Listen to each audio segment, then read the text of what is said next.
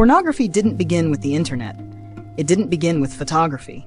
In fact, humans have been creating sexual images and stories for thousands of years. Ancient civilizations left behind pottery, sculptures, paintings, and written works that explored love, relationships, desire, and sexuality. In ancient Greece and Rome, sexual themes appeared in art, literature, mosaics, and everyday objects. The ruins of Pompeii even preserve evidence of how openly some Romans represented sexuality in their culture.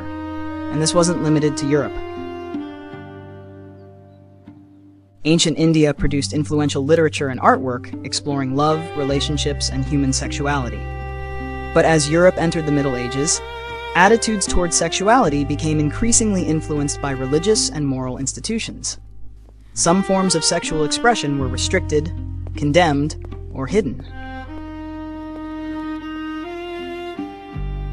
Then came the Renaissance. Artists and writers began revisiting classical ideas about the human body, love, and desire. But the biggest revolution wasn't artistic, it was technological. The printing press made it possible to reproduce books and illustrations on a scale that had never existed before. Suddenly, controversial material could travel far beyond the person who created it. Governments and religious authorities responded with censorship. But people continued producing, buying, hiding, and circulating forbidden publications. Then photography changed the game again. For the first time, images could be captured rather than painted or carved, and eventually, moving pictures arrived. Cinema transformed visual entertainment, while underground producers experimented with material that mainstream theaters would never show.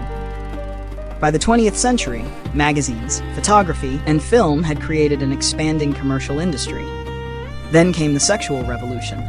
Attitudes toward relationships, privacy, and sexuality changed dramatically in many societies. Magazines became more widely available. Then television and home video arrived. The VHS cassette meant people no longer needed a theater to watch recorded entertainment. They could watch it privately at home.